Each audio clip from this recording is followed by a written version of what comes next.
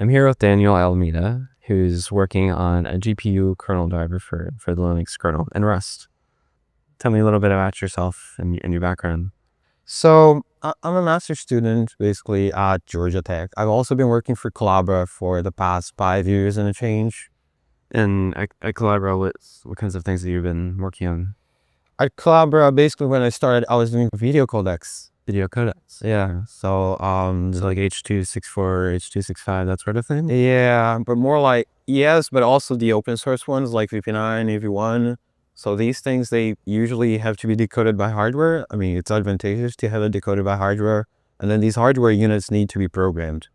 And that's where I came in. I both worked on the user space parts to make it happen, and also on the kernel drivers for the various decoders that we have on Linux.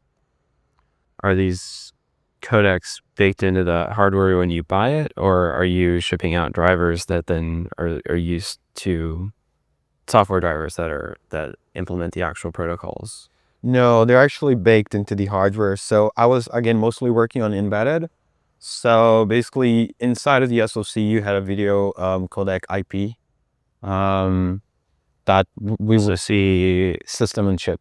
and codec IP. What's that?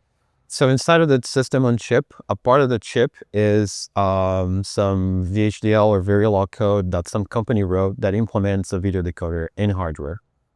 Okay, So, and that has an interface and it needs to be programmed. interesting. Yeah.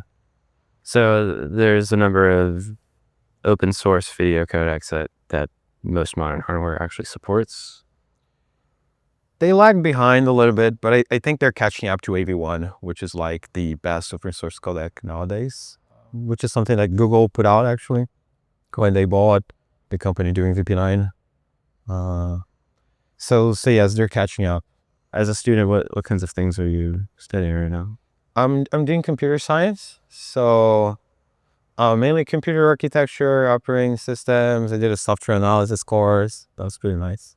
Seems like you're already doing computer science, but you're also studying computer science. Yeah. Cool. So you're working on this GPU kernel driver called Tier. Tier is a kernel driver for Mali GPUs. And Mali GPUs are the kind of GPUs found in ARM SoCs, basically. So everywhere you have an ARM SoC, you're most likely going to have a Mali GPU in there. That includes things like phones, Chromebooks. I think phones are by far the largest user just because there's so many phones out there. So Tier is a kernel driver basically for these devices. It implements the same API. We already have a kernel driver that supports the same hardware upstream. And when I say upstream, I say in the mainline Linux kernel that distributions get to ship basically. But the thing is, the vendor, in this case ARM, they wanted to experiment with this new Rust in the kernel thing. And so they were like, why don't we try to rewrite our driver in Rust and see where that takes us? So this is how it all started, actually. And what made them want to rewrite the kernel driver in Rust? For ARM specifically, I don't know. I think it was just an experiment for them. And mainly, I think they wanted to, because their driver, even their C driver, is a moving target because they're releasing new GPUs every year. People want new features. There's always things being worked on. There's a lot of people working on the C driver. So it's a moving target. And I think for them, and don't quote me on that, but I think for them, they just wanted to move to this new technology and then develop their platform on this new technology, which is Rust. So this is one of the first drivers upstream in the Linux kernel. Could you talk a little bit about the process of actually upstreaming a driver into the Linux kernel and how that works? Who do you have to convince? Actually, this is a very good point. I didn't have to convince anybody, and this is pretty good because we have the backing of the DRAM maintainer, and the DRAM maintainer is the person who's going to be taking the driver and then sending the driver in his PR to Linux. Okay. So this is the route. Is direct Engineering manager. manager. Yeah. The acronym really doesn't say much, but in reality, it's where most of the GPU drivers live. We have other things there, but mainly GPU drivers. There's some other people in the kernel who are not really willing to take Rust code. I mean, it's still being discussed in other areas. But the thing with Dave, and again, Dave is the maintainer, is that Dave is pretty open to Rust in general. And this is why the community in the GPU land, in the GPU kernel drivers, I mean, we have Asahi for Apple hardware, we have Nova for NVIDIA hardware, we have Tier for ARM hardware. And this is why the community is thriving, because one of the things is because the maintainer is willing to accept the patches. I imagine there's a lot of Rust bindings for C APIs that you had to write also, or that other people had to write maybe before you could actually build this driver. There's a lot of abstractions that had to be written. I wrote a few of them. My colleagues wrote others. Other people from other companies wrote others, and yeah, basically a lot of abstractions that, and this is part of why it's hard to do upstreaming, because when you're trying to upstream anything on the Linux kernel, everybody has to agree. And you really cannot like push half-baked things and then they're going to break all the drivers down the line. So you have to have a nice design up front, and this takes time. But this is not a problem, you know, it's a feature, because it ensures that later down the line you have something that's actually good. It was vetted by multiple people. So it takes a lot of work. But the end result is actually good. So people talk about Rust benefits for safety, but if you're building on top of these C APIs, I mean, are you really getting safety benefits? Yes, I think so, for a variety of reasons. So one of them is that we're writing a critical component in Rust from the ground up. And not only this component, which is the scheduler that's been rewritten, but we have some other components that you're only binding over a portion of the API, and then you're splitting it up and then doing the other parts of the API in Rust directly. So that's one thing. But even if you don't consider the abstractions themselves, just inside of the driver code, it's actually we're dealing with a bunch of shared memory and a bunch of other stuff. We have locking, which is pretty hard to get right. And that alone, doing that in Rust is already very, very helpful. People will be familiar with like the std mutex, where you have a lock that sort of protects the data. Are the APIs anything like that in the kernel, or are they different? Yes, but much like user space Rust, we also have a lot of locks on top of alongside mutexes. So we have spin locks, RCUs, a bunch of things. I don't think I've ever used a spin lock or an RCU in user space. You have plenty of locks, and then you're fighting this tool called lockdep, which is a verification mechanism. And then lockdep will tell you if you have like ordering, if you have different lock orders for the same set of locks, that sort of thing. And also if you're like trying to, for example, sleeping, where like you're trying to take a mutex and that may potentially block, and you cannot block in certain locations, you have to be atomic. Then the locked up tool, is that for C and Rust, or only Rust? For C and Rust. So it's going to be complaining if you're doing that sort of stuff. It's tricky to get right. People complain about fighting the borrow checker, but now you're also fighting the lock checker and maybe a bunch of other things as well. Yeah, interesting. I think the lock depth is the primary thing you're fighting. It does seem like a challenging environment to develop in. I mean, compared to normal application code. Oh, definitely, man. In normal code, you're just like firing up a debugger. When I was getting started with the kernel, I was trying to do the same thing. You know, I'm just gonna fire up a debugger and debug my code. And then somebody tapped me on the shoulder. They were like, "Have to be really sure if you want to do this, because it's a completely different world, and these things you're used to in user space, they're not gonna work here. You're going down a really deep rabbit hole." My first experience with OS dev was writing to the boot partition on a floppy drive, and then hitting reset on my really old computer, and then like wondering why it didn't do the thing that I said. So I might have had one of the worst tooling environments in that setup. So GPU drivers, I mean, can you explain like what the actual job of a GPU driver is and what its scope is? This is a good question, actually, because when people think about GPU drivers, they think about the thing that's taking in their game API calls, and is actually making their game work, or is the thing that's actually, drawing the things for them on the screen, if you're doing rendering, that is.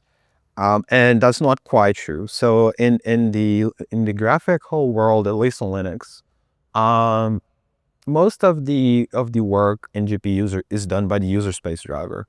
And the user space driver will be implementing some API like Vulkan or GL, OpenGL.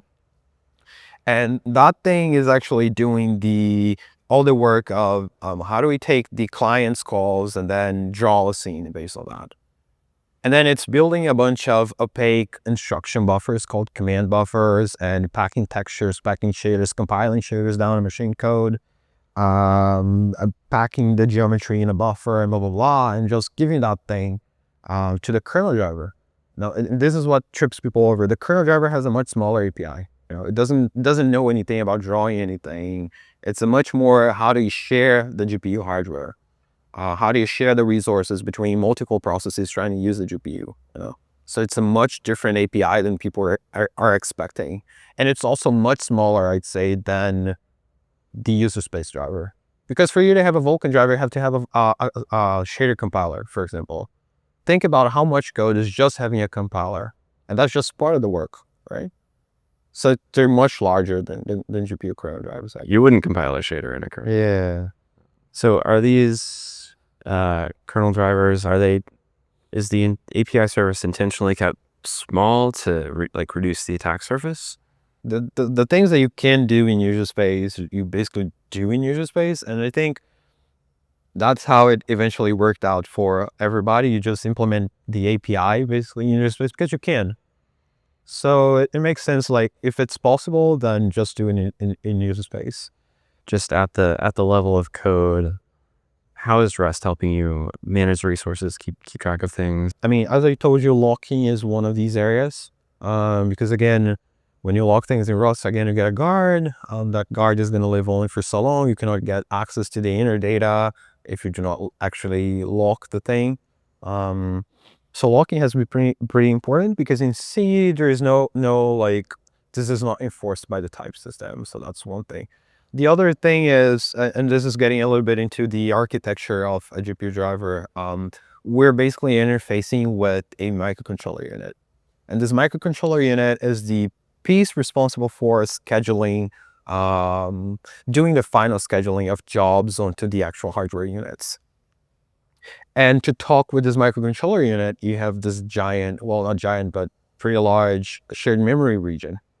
So you have to be really sure of what you're writing and what you're reading in that particular region, because otherwise, again, it's a means for shared communication. If you're like writing past where you should be writing, you're going to be affecting, for example, other things that the microcontroller may be expecting. You may be touching other jobs when you should be touching a given particular job, but you're writing on the wrong area of the shared memory region between the CPU and the MCU.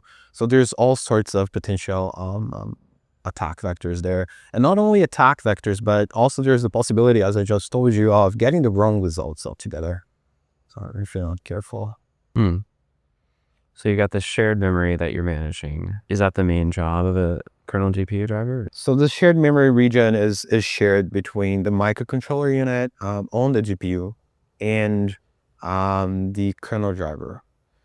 I'd say the major responsibilities of a GPU kernel driver is like allocating memory, because as I told you, the user space component has to have GPU memory allocated because it wants to push the geometry, the textures, compiled shaders. It needs buffers for that. You need to copy all these data into these buffers so that the GPU can actually find them. It's also writing these opaque command buffer things with instructions on how to draw a scene, for example. And then this command buffer will reference all these other buffers, etc.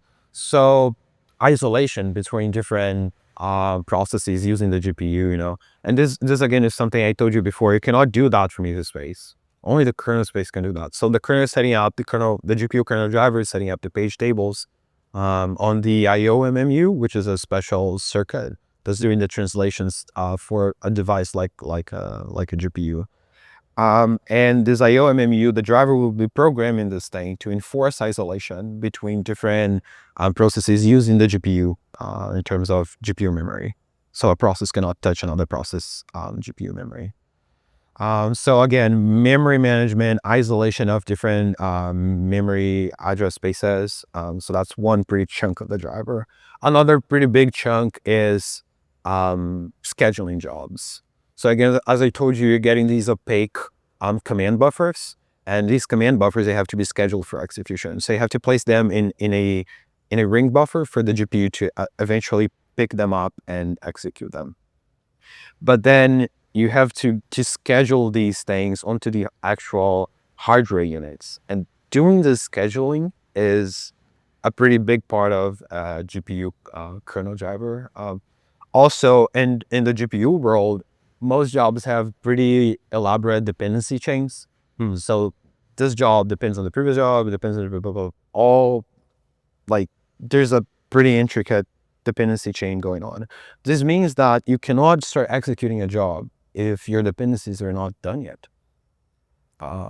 Does the user space driver, I mean, I imagine it would be doing some level of managing dependencies between jobs. So I'm curious what the split is of kind of responsibilities when it comes to scheduling between the user space and kernel. The user space will build the dependency chain. So it has to tell the kernel, hey, I'm doing this job right now, but then I need this other job to be done. I need the transfer to be done. Let's say you're transferring the geometry, for example. Well, if you want to draw using this geometry, you need to have the geometry actually be in the GPU's memory. And that takes time. That's not something that's instant. So for example, that's one dependency, and it starts building up. So user space builds the dependency graph, but then it's up to the kernel driver to schedule jobs. Because again, the GPU doesn't know anything about dependencies. It's only executing jobs as you give them. And if the data is not ready, oh, sorry.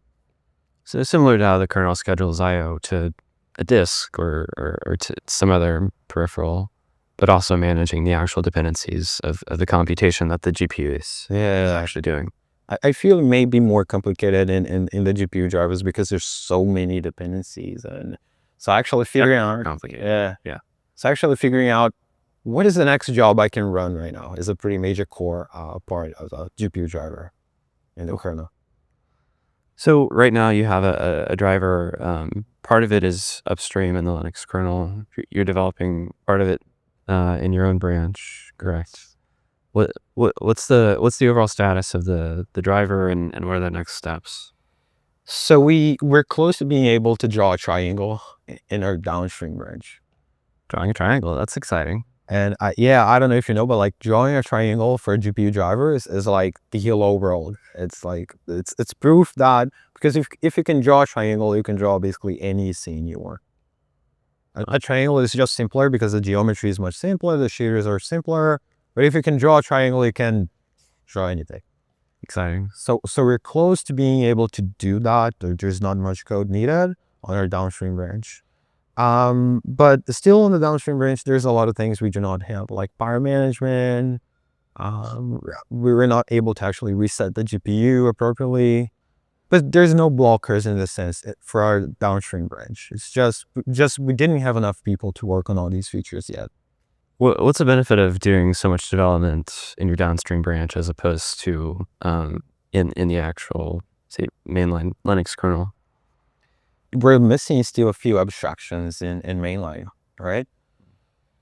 And the downstream branches are a playground where we can prototype these new abstractions, see whether they work before we try to upstream them, see what needs to be changed, see what the performance is going to be like, and just have something that we can eventually in a few months start deploying and seeing how it performs in real devices. You know, we need that.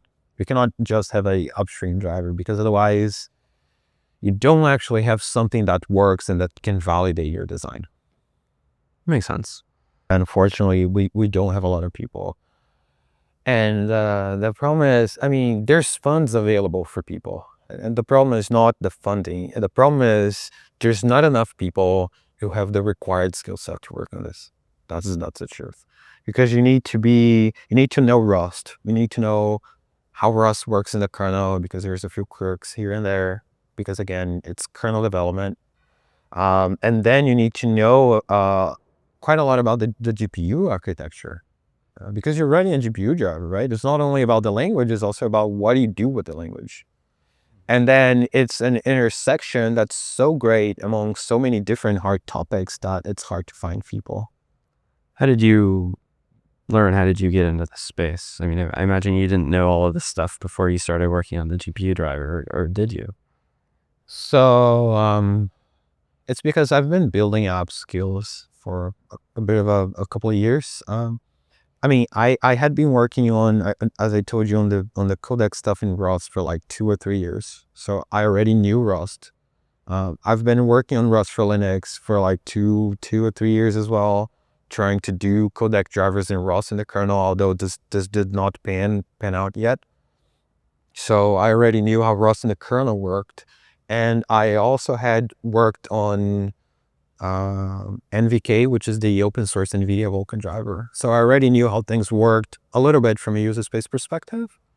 So basically all the skill sets started to come together to this role. It was like the perfect match for me at the time. So you're looking for people who have this intersection of Rust, of experience working in GPU architecture and kernel experience. Is there any of that stuff that you think people could learn on the job? Yes, I've given up on the knowing the GPU part. I think I've been trying to ramp up people. So if they're not particularly familiar with how Mali GPUs work, we can teach them. I think the major requirement again is because again, this complete perfect person doesn't exist, so we have to compromise somewhere. But I think one thing that's actually required is knowing Rust, really. Because if you're going to teach them how Rust works, and then it becomes too much. So when you're able to draw a triangle, how close will you be to being done? Can you send it upstream and say, No, there's a lot of work on the table still. okay, So again, drawing a triangle is pretty big because then you know your driver, like the overall architecture works.